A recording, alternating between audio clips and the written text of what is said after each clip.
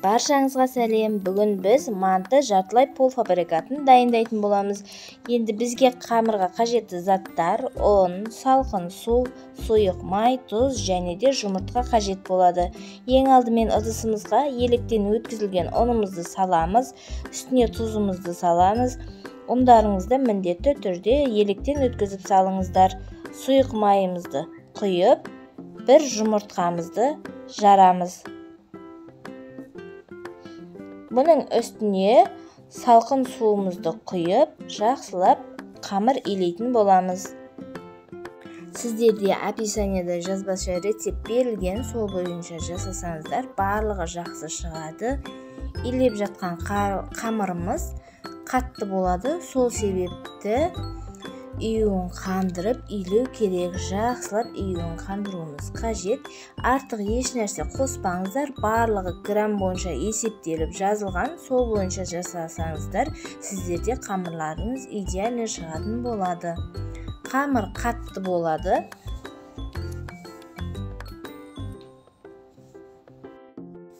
Кешкі ауызашарға жасап берсеңіздер болады, өте дәмді, сочный болып шығады.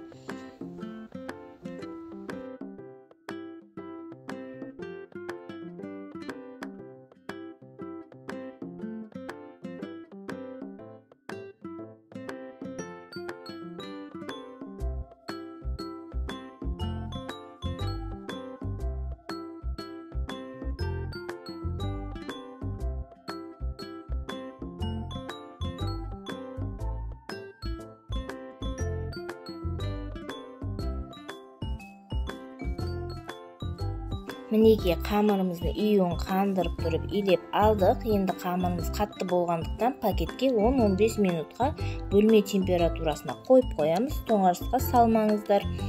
Салқын су қосқандықтан қамырымыз қатты болады. 10-15 минут уақытымыз өтті. Енді қалауыңызша өз ыңғайыңызға қарай 2 немесе 3 бөлікке бөліп алсаңыздар болады. Мен мұнда 3 бөлікке бөліп алдым.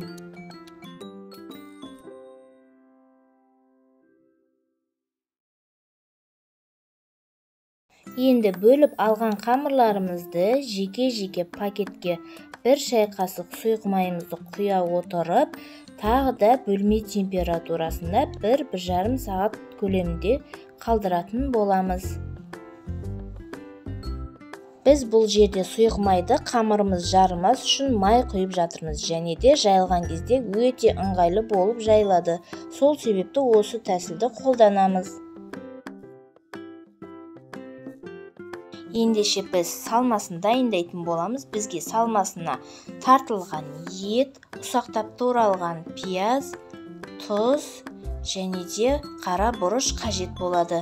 Тартылған еттің үстіне ұсақтап туралған пиязымызды, тұзымызды және де қара бұрышымызды салып, жақсылап біркелкі болғанша араластырамыз.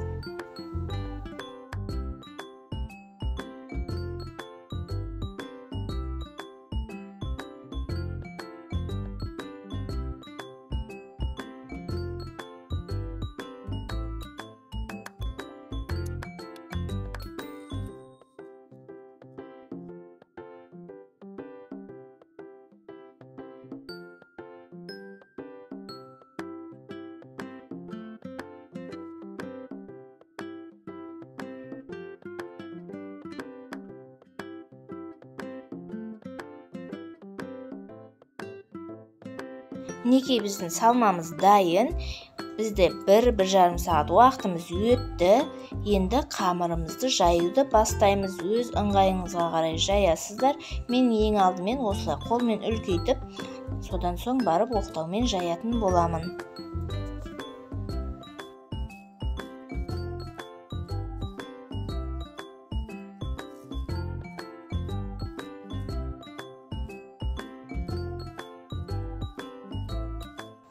Қамырды өте жұқа, өте қалың етіп емес, орташа көлемде жайып алатын боламыз. Арасы жайып жатқан кезде жабысып қалмас үшін осылай ұн себелеп отырыңыздар.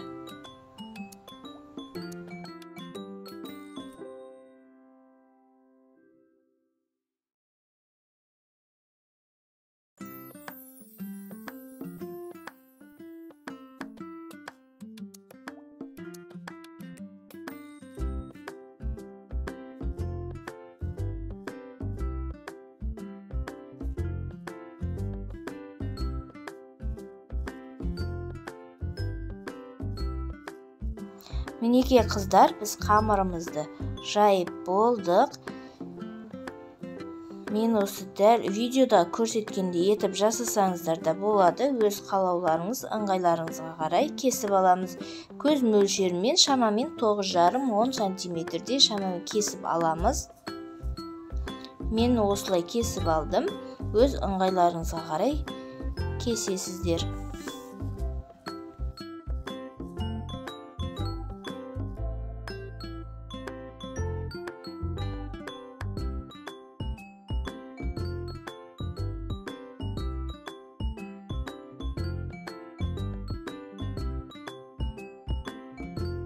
Енді ішіне салмасын салып түйіп аламыз. Түйу жолы өте қарапайым. Ішіндегі салмасының салмағы 30 граммнан салдым. Мінекей дәл осылай түйіп аламыз. Барлығын түйіп болған соң тоңазытқа қатыратын ыдысымызға пергамент төсеп, араларын алшақ етіп салып қатырамыз. Қатқаннан соң пакетке салып қойсаңыздар болады. Соңына дейін қарағандарыңызға рахмет.